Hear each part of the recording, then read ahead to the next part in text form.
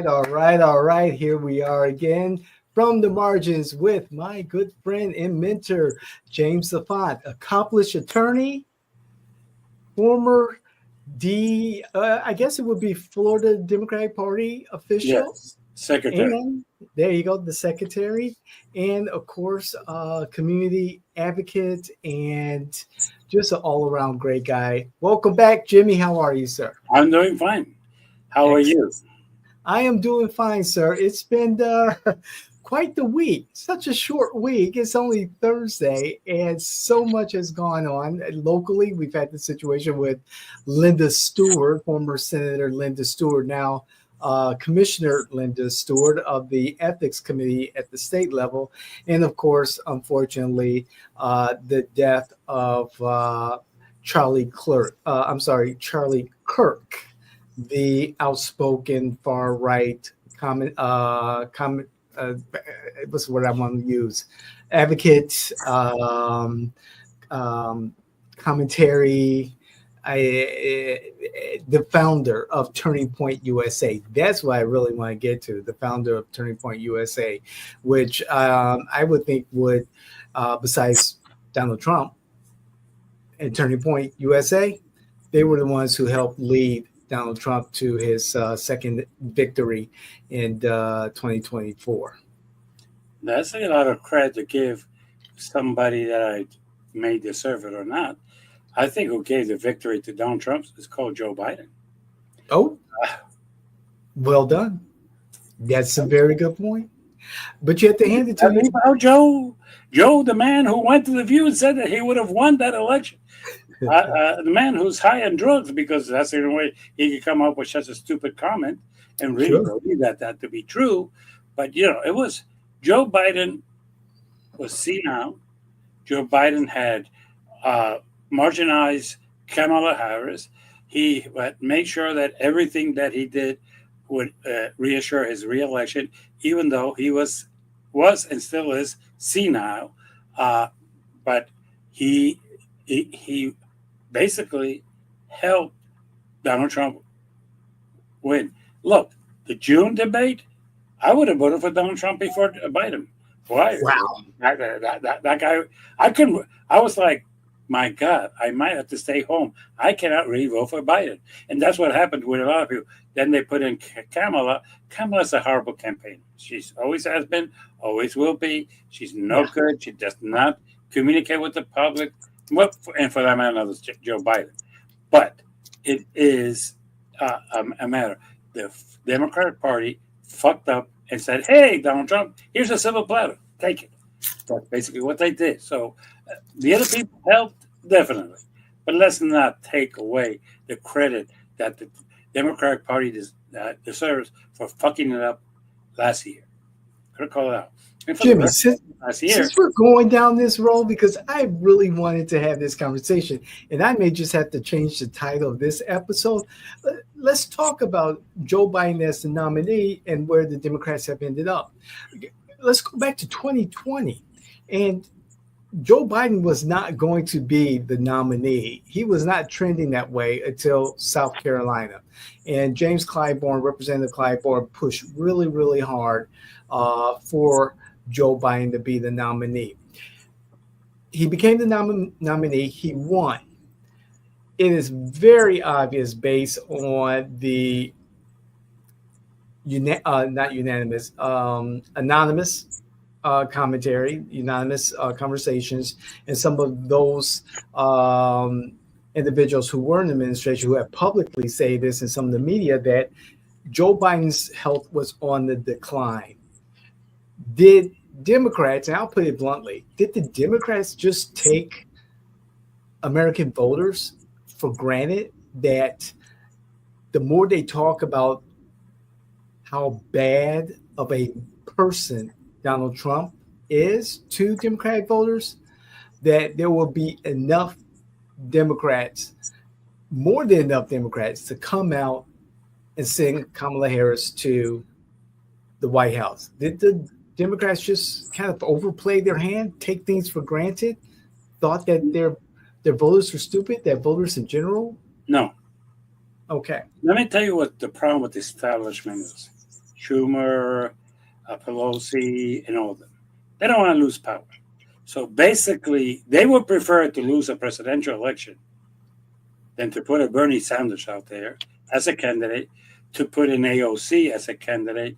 Right now, they're afraid they're going to lose New York. So basically, they do not care about it. Let's call it like it is. You're half right.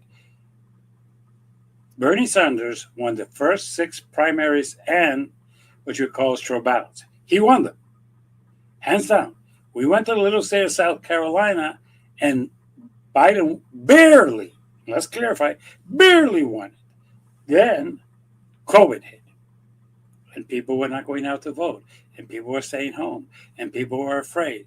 And basically, states like California and states like New York canceled a lot of their things because they couldn't get the volunteers to work and all this. So not that New York canceled it out altogether. California reduced the sites, which and still Bernie came close.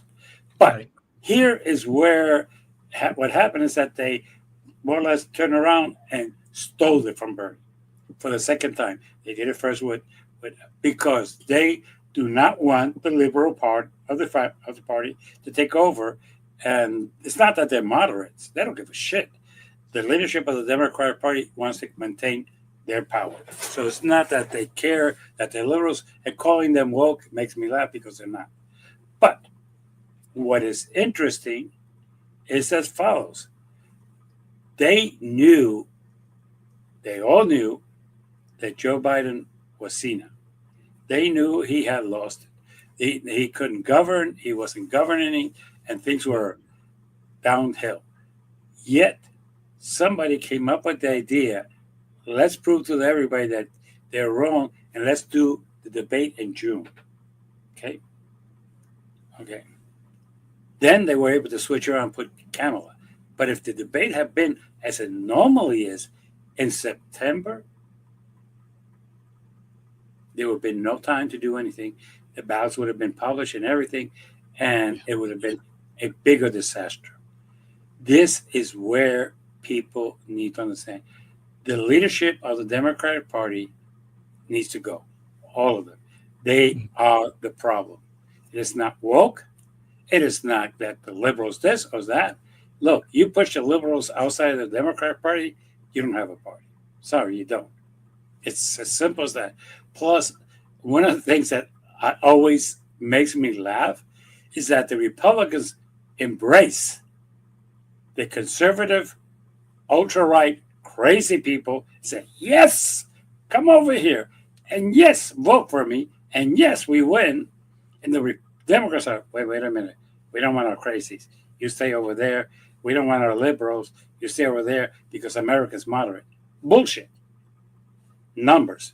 42% to 44% of Americans call themselves Republicans, conservatives, ultra-right, MAGAs. That number you cannot discuss. 39% of the Americans in this country call themselves liberals or progressive or that I care about other people. That number alone right there, you have 81% of the U.S. population. Normal Republicans who are conservative but did not think the way they think now are outside of the party of the Republican Party. But yet in the Democrat Party, the crazies control the party. That is where the problem lies. So basically, yeah, you have a problem with Biden. Biden was the cause, but he didn't win it. We stole it. Hillary stole it, and so did Biden. So it's a matter of how we're going to go forward. If you go look right now, like it or not, the difference between Newsom and AOC as presidential candidates in the Democratic Party is 3 points. And those of us who do polls know that 3 points is in the margin of error. Correct. So you could say that they're even. But she's a socialist. Yes, she is. And so the right is also ultra-right.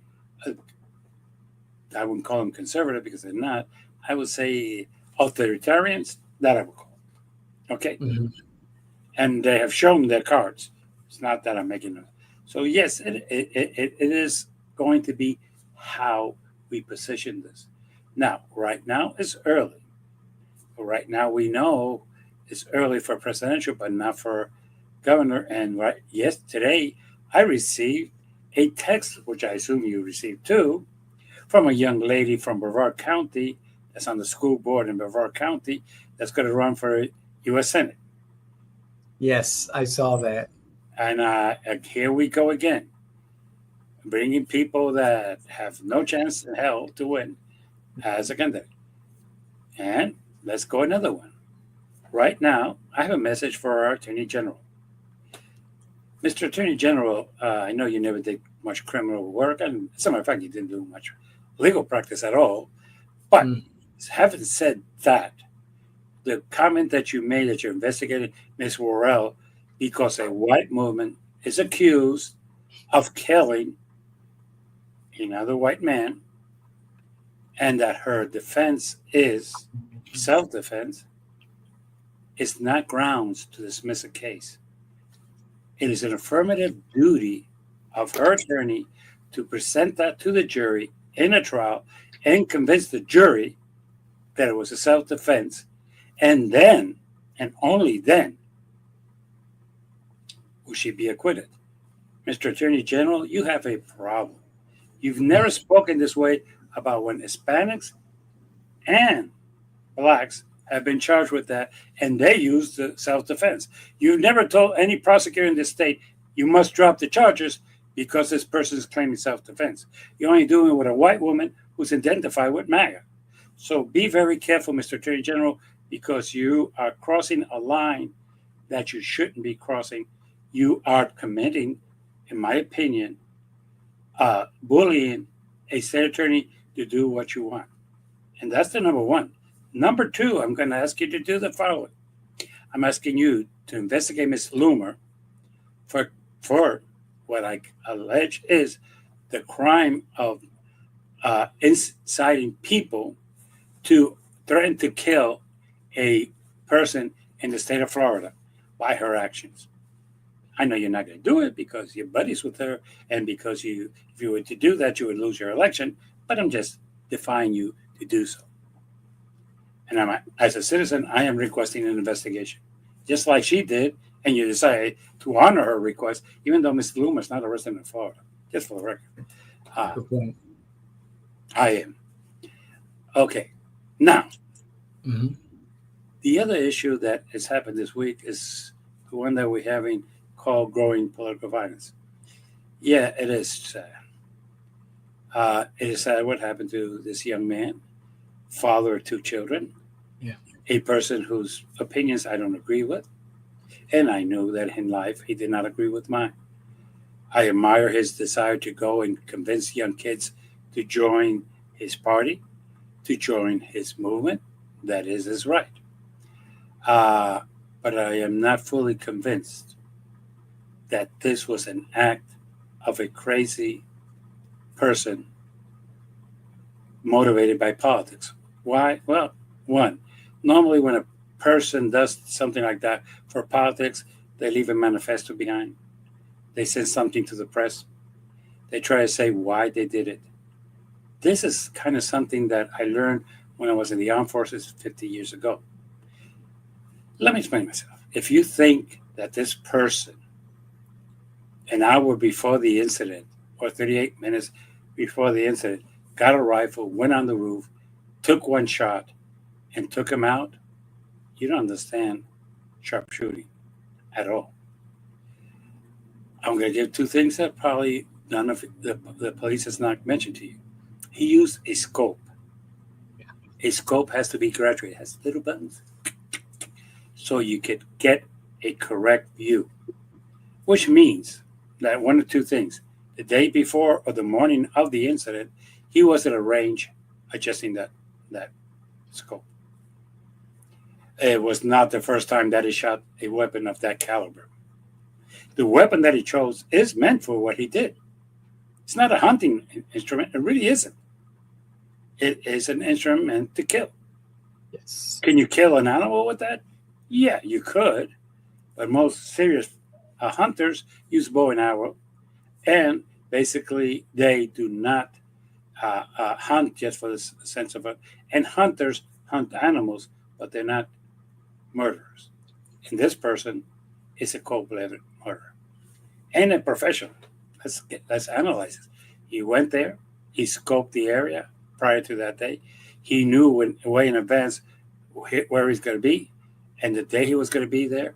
He worked the area. He know what stairs to use, to climb, to get up to, where he needed to aim, what he needed to use. He had a rifle which has not been identified because I'll bet that the numbers have been scratched and acid put on them.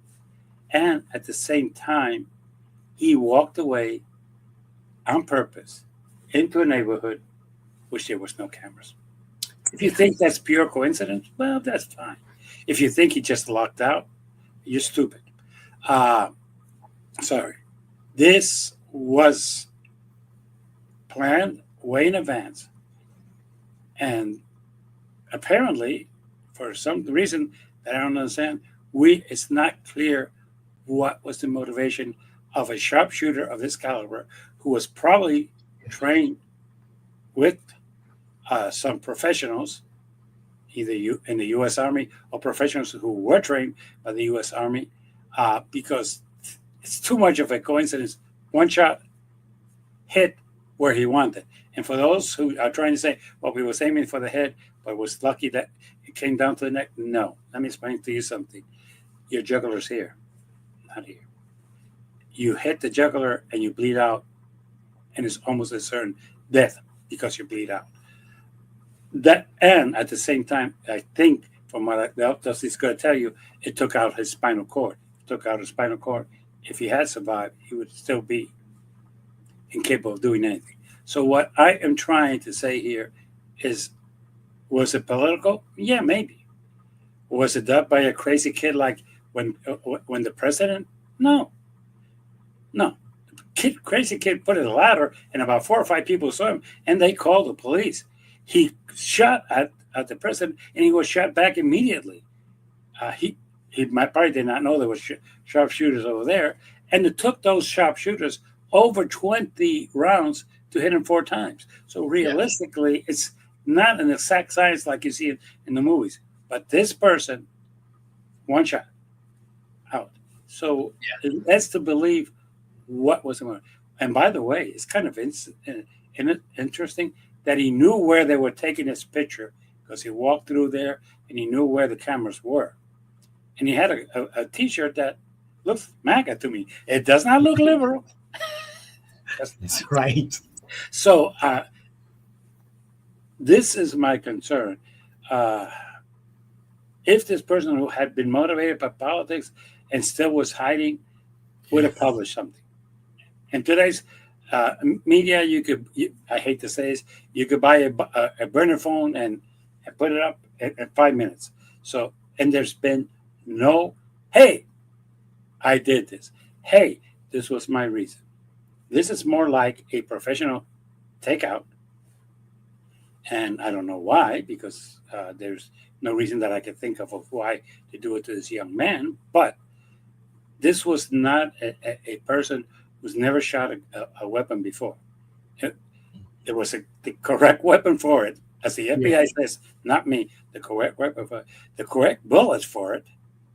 And for the record, he left behind the rifle. Yes. And that is also a characteristic of some of these people who kill for a living. They don't want the weapon on them because that will be proof that they used it. That will be proof that they can use it against. I leave it there. Okay. And when they say they have a palm and an arm impression, doesn't tell me much. Palms is not something that's accepted by the courts. Neither are forearms because there's no track. As a matter of fact, any good trial attorney would destroy fingerprints analysis. So that's even out. But at this point, this is the last thing I want to bring about this. 2 people were arrested. people of interest. Then the FBI realized that they were not, they were innocent. But still, they published their names, and they've had many death threats. Okay? Shame on you, FBI. You publish names when you know you have a suspect that you can charge, not somebody you're talking to, because that is a threat against the person.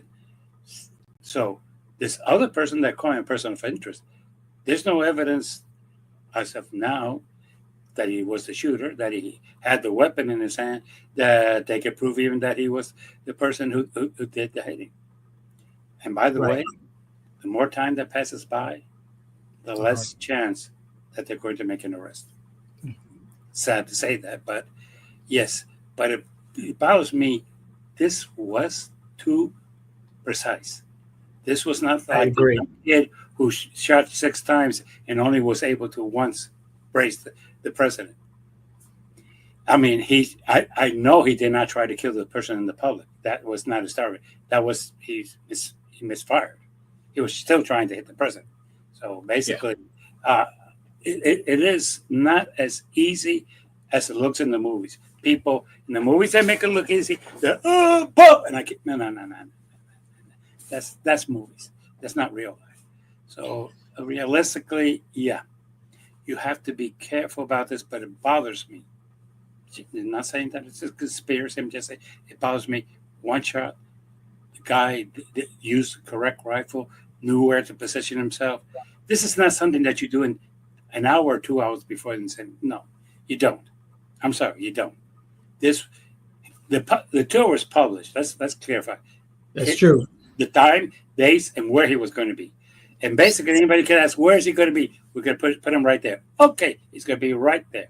Good. Mm-hmm. So now I know. Let me look around. Hey, there I got a good shot. And by the way, the guy had 10 guards, and none of them thought of putting up a drone. Nobody thought, let's walk around here and see where there might be a point, because they didn't think he was a target. And that's the part. Right. The answer to that question is that they didn't think he was a target.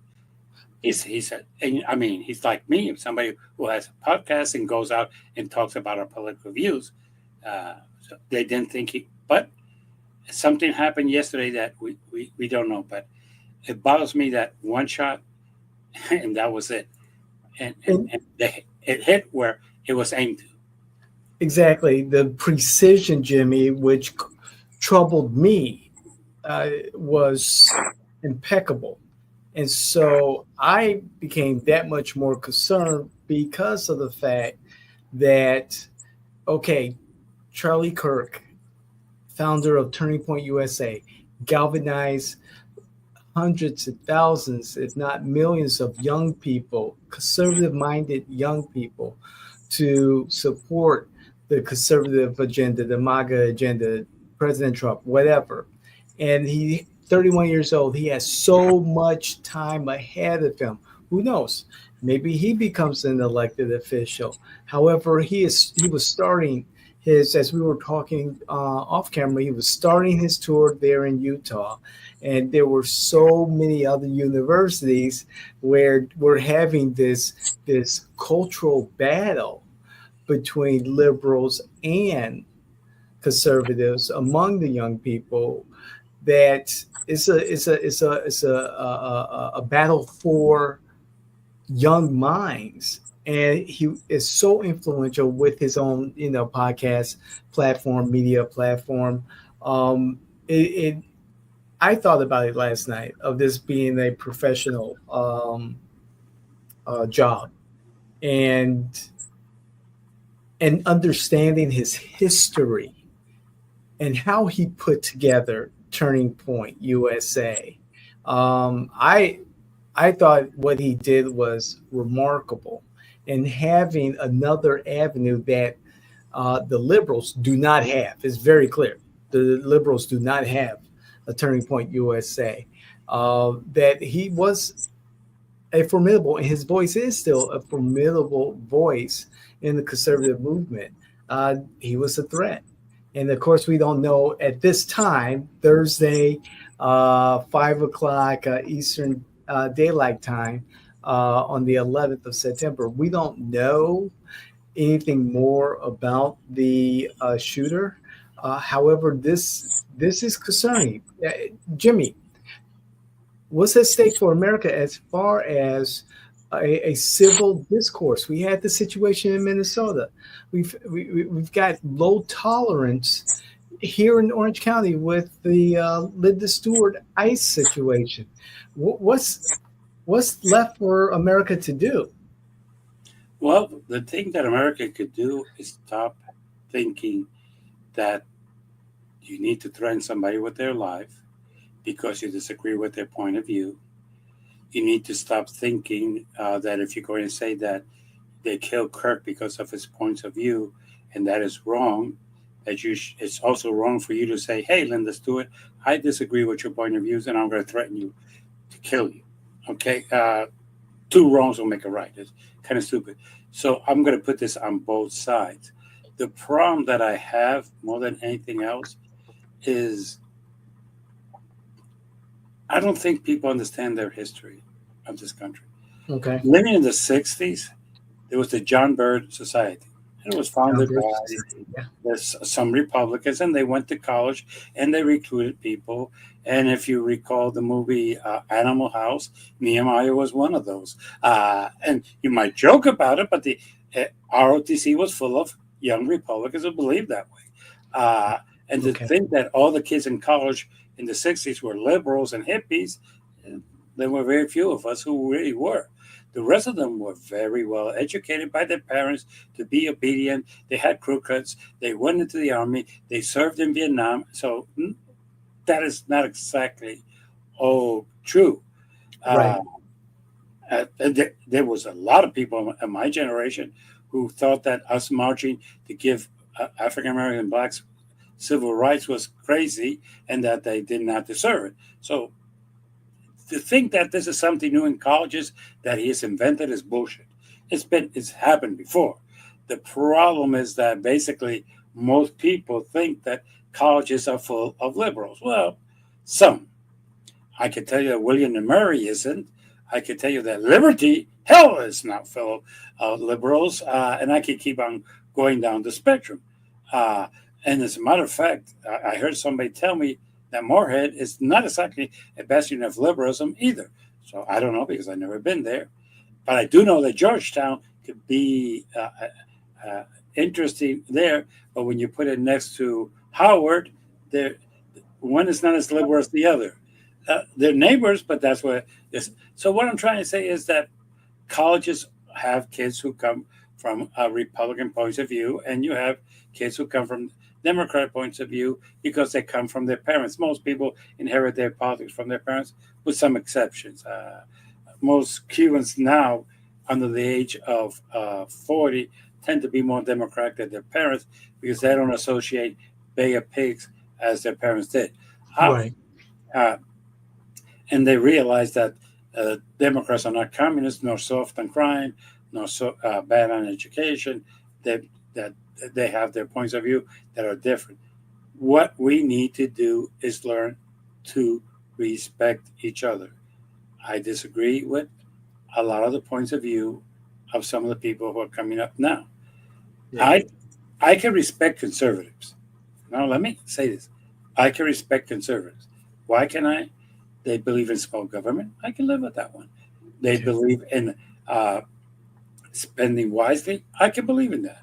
Sure. They believe in a strong defense. I can believe in that. I promise how they do it is where we differ, but I can believe in a strong defense.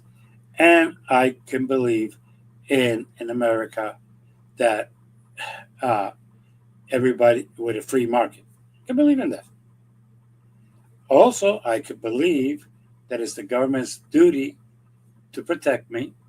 Yes. With a strong police department, but a police department that functions based on the neighborhoods that it has. I believe in a judicial system which everybody's treated equally, which we all know that the majority of the people incarcerated in Florida are African American, followed by Hispanics, even though they're not the majority of the population. Correct. It's just saying. I believe that privilege should be ended, and that everybody should be treated equally. Just because your father happens to be U.S. senator doesn't mean you could commit crimes, and so on. And I believe, firmly, I believe that our tax code system favors the rich and fucks the middle class and the poor, and that needs to be addressed. Yes, but I think that those are discussions that two civilized people can work out a compromise. I'll give you this if you give me that. Look, you and I just finished working on maps. And one of the things that I admire of everybody is that we try to hear what the community said. Correct. And we try to adapt them into our maps, or That's the true. way we voted on the maps. But nowadays, you have U.S. House and the U.S. Senate listening to the rich and powerful who put money in their pockets at the expense of fucking the poor, or the games that they play. Right now, they're telling Puerto Rico, and this is something just to bring it up, 4 Republicans and 4 Democrats have put together a bill which would favor Puerto Rico for its PAM and SPAM programs and include them at the same level as the United States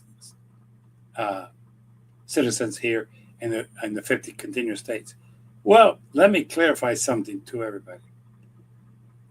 8 members of Congress, the law's going nowhere.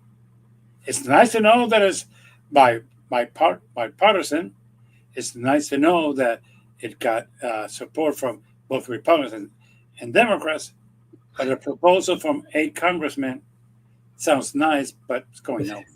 But it's the games that they've been playing with us, telling us, hey, we're here for you, when basically you're not. So at this point, we need to sit down and say, hey, I understand where you're coming from. No, Democrats don't need kids. No, Democrats are not soft in crime. No, Democrats are not soft on education. They don't want to tax you to death. They don't want to take away your weapons. That's not true. And by the way, Republicans don't want everybody to have a weapon and go for a free-for-all for killing people. Republicans are not all racist. Some of them are, but not all of them are racist. This thing that Republicans want to redistrict so they can control the House, that is true, but we could work on that one. And I say it's true, it's because Abbott and governor said they want to do that. So it's not that I'm taking it out of thin air. It's something that is coming. Right. And basically, this is the problem. The problem is that neither the left nor the right have any tolerance to listen to each other.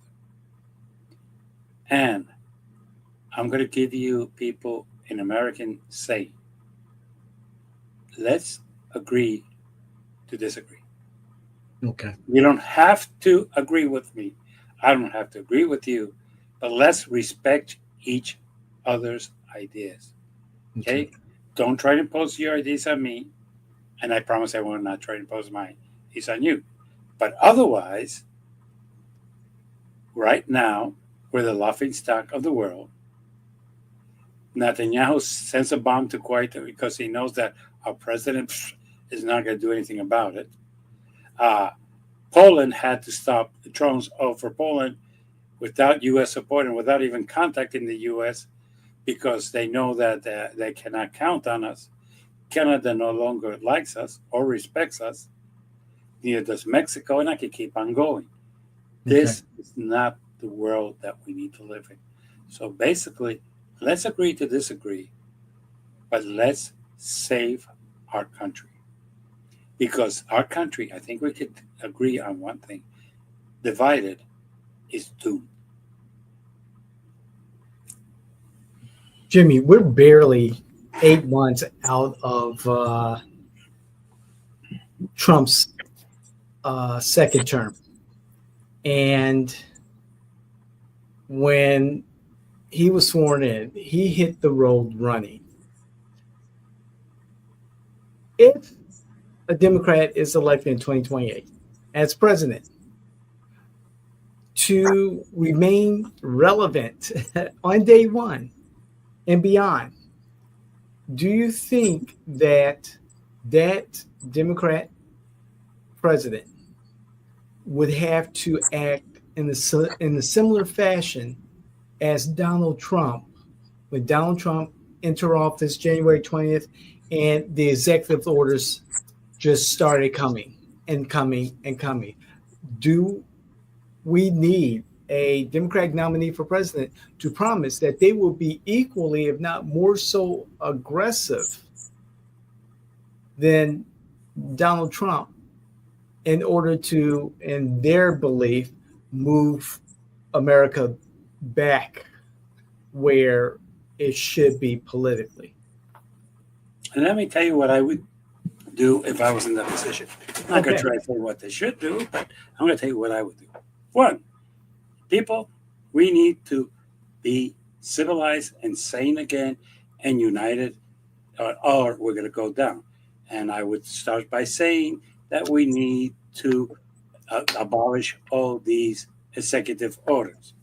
Okay, the Mm, thing I would do, day one is I would be read the week after I get elected. I'll be reading all the executive orders that there are. It's public records. Okay, this one's gone. This one's gone. This one could stay. This one's gone. This one is gone, and go from there. Okay, that's one thing. But the thing that I would do that nobody's thinking of, we cannot continue this fight with the rest of the world. We cannot continue to isolate us. I'm elected on November 9th, 2028. okay. November 10th, I'm instructing the Secret Service that my jet plane for my campaign will be flying to Canada and meeting with the Prime Minister of Canada and smooshing out all the problems and trying to work out. So at day one, I could sign any paperwork I need to get back to normal with Canada. On the 12th, I will go to Mexico and do the same thing.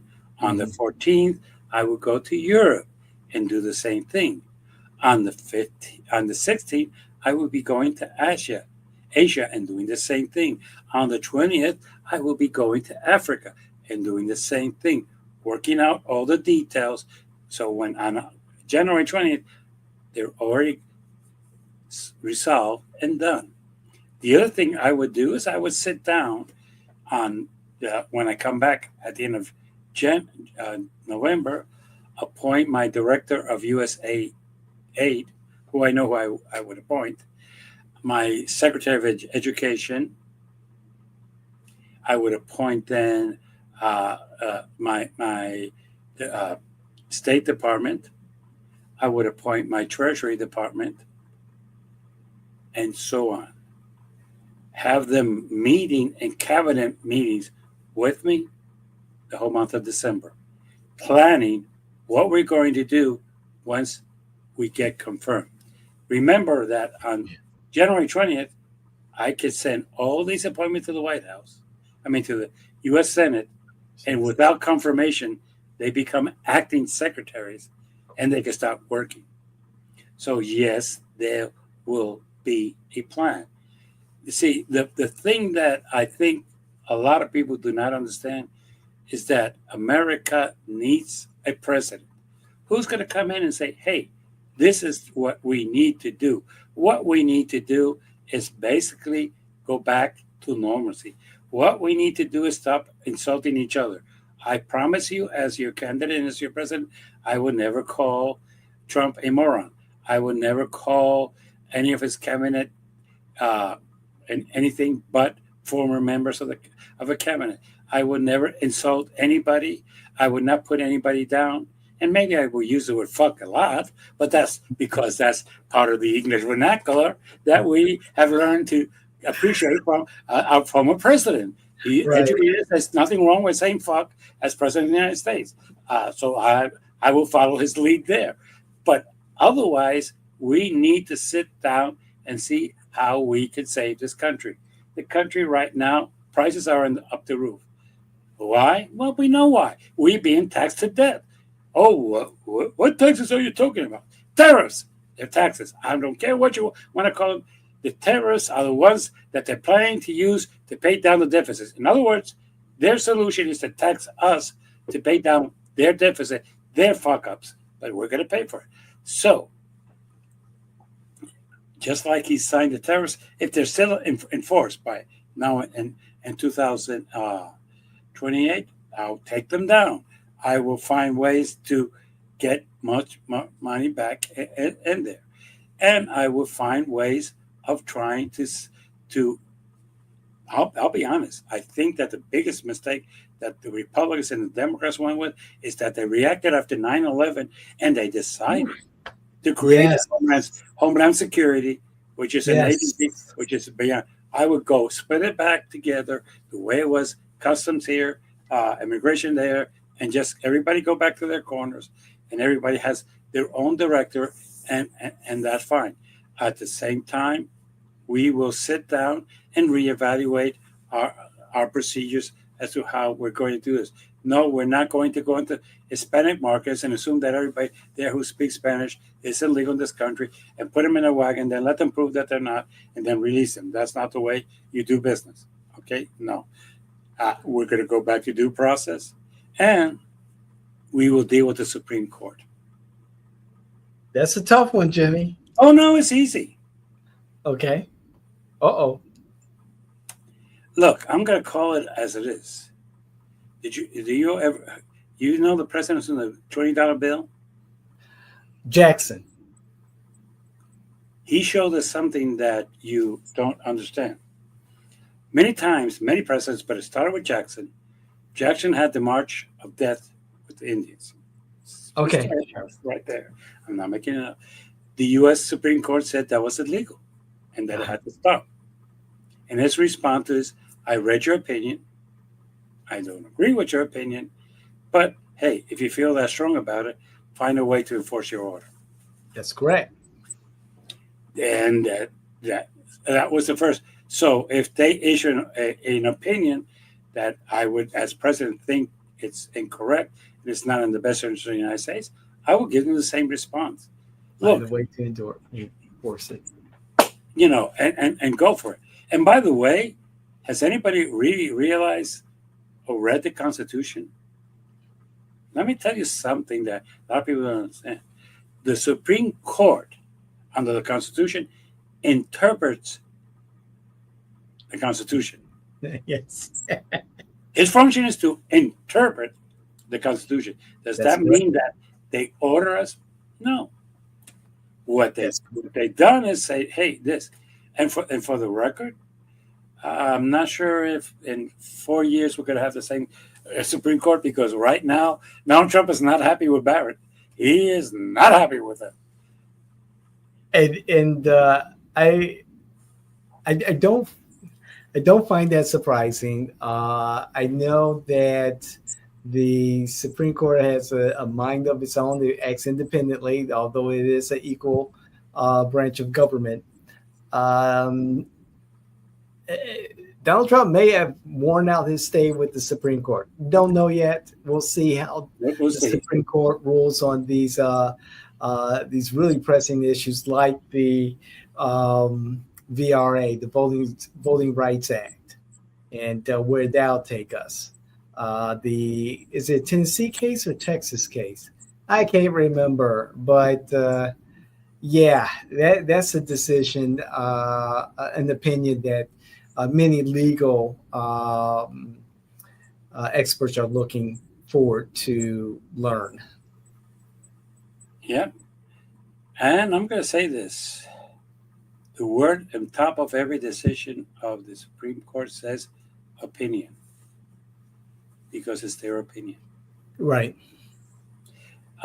Look, do you know who Franklin Delano Roosevelt was? Oh, FDR, yes. He was the New Deal president, our longest serving president until the Congress put a stop to that. He was the president during World War II. Question to you. Okay. How did Franklin Delano Roosevelt deal with the United States Supreme Court? He ignored them. No, he threatened them. Oh, okay. How did he threaten them by saying he'll expand the court? Bingo. Because technically, It's 9, and technically, the law doesn't say it has to be 9. That's one. correct. And you want to know something that most people do not know about the history of the Supreme Court? Until 1930, you had to have one Protestant, one Catholic, one from the Midwest, one from the East. You had to even have one Jewish, for the record. I didn't know that. So, oh yeah. Huh. Later, to a certain degree, you know who broke that tradition? Wait. Don't. No. Not Kennedy. Reagan. No. Oh. I'm Who? surprised you don't know that answer. Johnson. How? Thurgood Marshall. Bingo. First African American ever appointed to the Supreme Court. That's That right. was not in the cards. As a matter of fact, there was a lot of. You want to talk about threats to kill people? Marshall got a lot of those. Okay, so when people talk about we want to go back to when it was great, I tend to think that economically, militarily, and financially, this country is great. It really is. Correct. But this country is really, really hurting and screwed up in its political views, in its discord, in its lack of respect for each other, and for its childish behavior. If you want to talk about making America great again, those are the 4 areas you need to work. I agree with Not you, about Jimmy. finances. It's not about finance. Look, we served on a committee of 15, and I could tell you there was at least that I could tell of 6 known Republicans on that committee.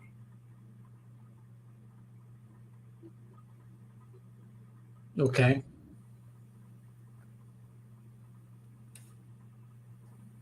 As a matter of fact, the 2 that represent District 3 are Republicans.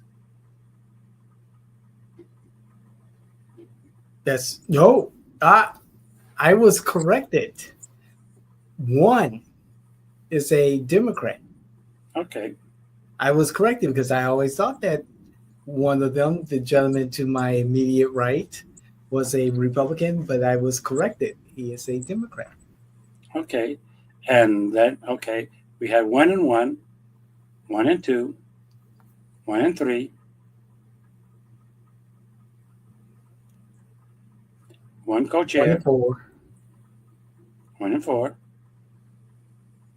1 of the co-chairmen. Yes. Don't forget, one of the co-chairmen is correct. Wait. 1, Yeah.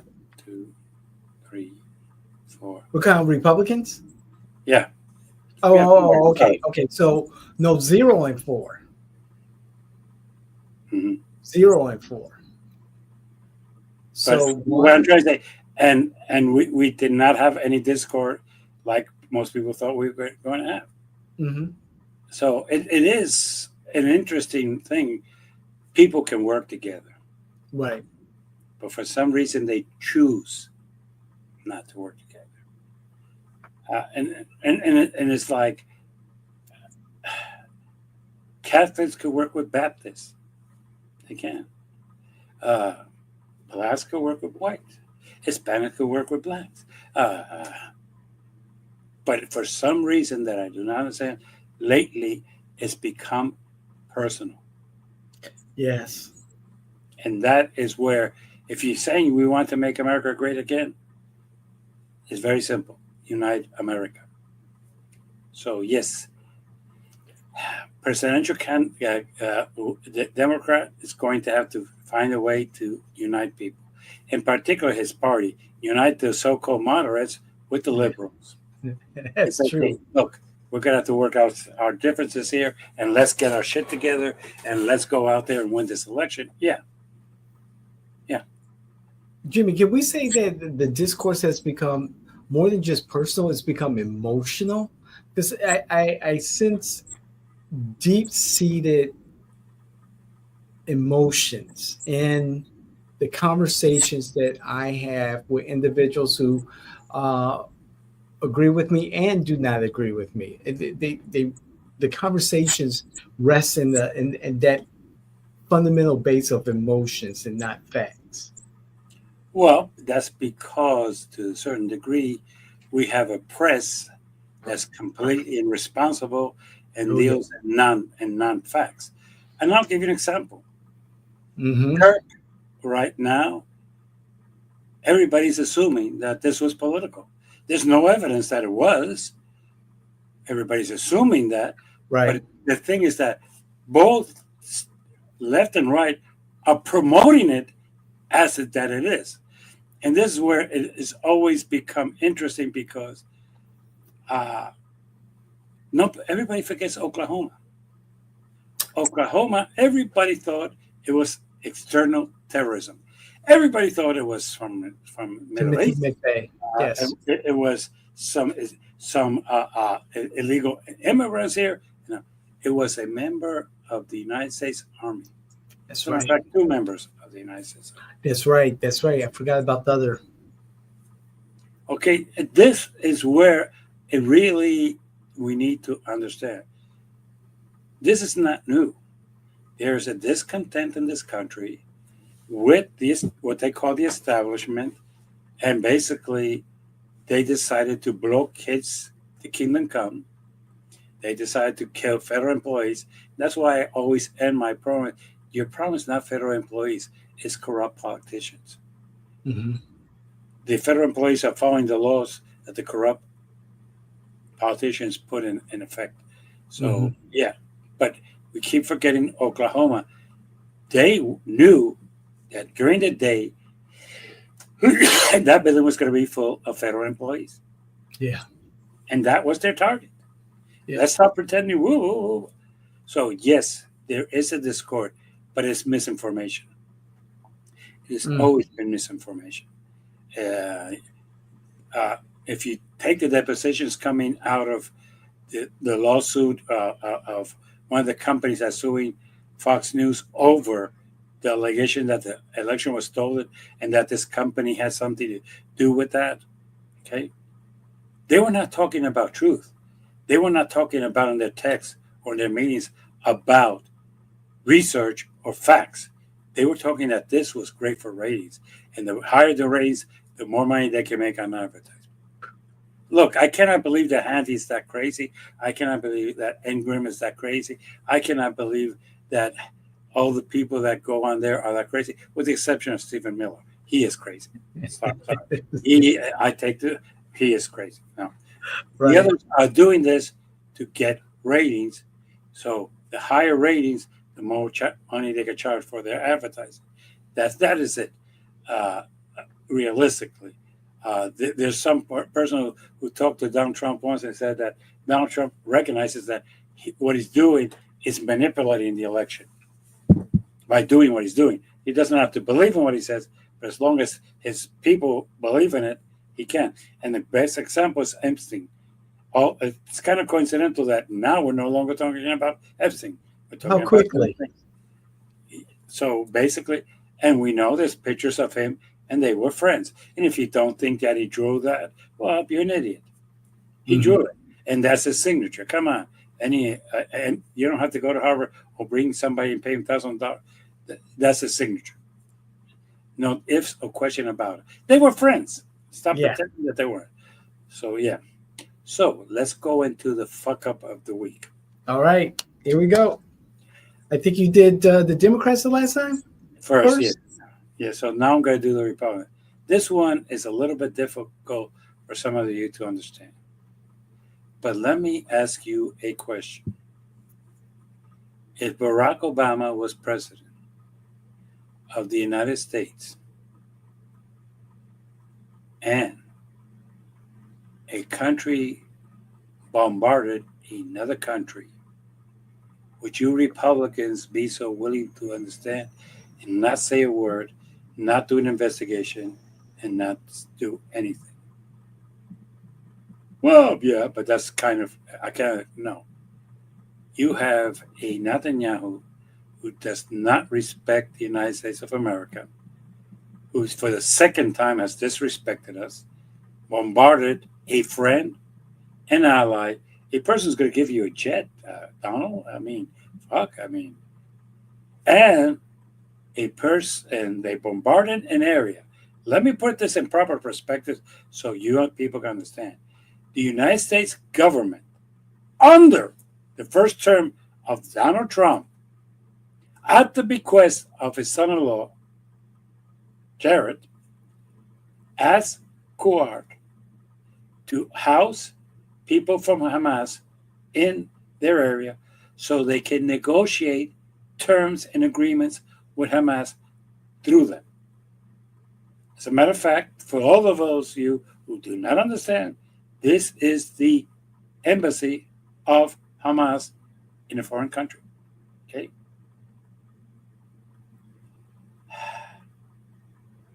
The Israel government decided to bombard a sovereign country called Kuwait, who's never attacked Israel, Right. who's not in a war with Israel, and who you want to know why they didn't kill all the people that were in there? Is because Right. they were discussing with the people of Kuwait a possible ceasefire That's correct. at that time. And once they bombarded and killed their kids, their response was, forget it. There's no ceasefire. But who caused it? Israel. Okay. And what did Donald Trump do? Nothing. Yeah.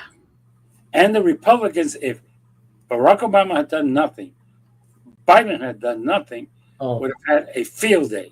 that's true. So you are a bunch of hypocrites, and you have fucked up because the world respects us less because of your inaction. Mhm. Inaction. Okay, let's go to the Democrats. You guys are not that far behind. This week, you have decided to openly attack the next mayor of New York.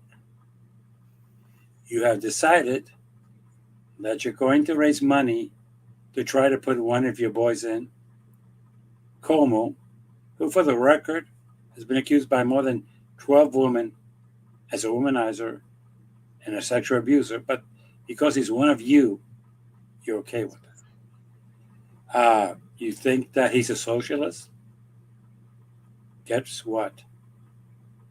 Social Security's first word is social. That's true. Basically, having taxes is a socialist government.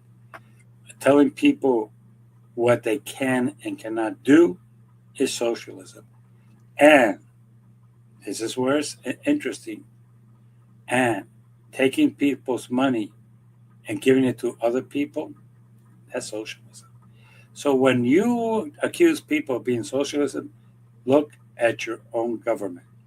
But really, a young man who has opened his arms to come into politics, who's run a campaign like nobody else, who's used social media like I've never seen anybody do it, and people that I know who might be in this frame nearby would always encourage his candidates to use social media.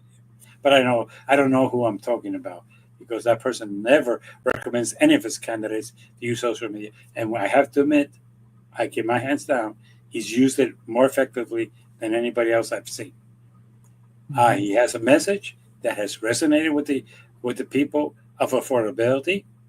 And like I've said from day one, my campaign would be, it's all about the economy. Things are more expensive. You are paying taxes. The Republican Party has taxed you to the tit with the tariffs.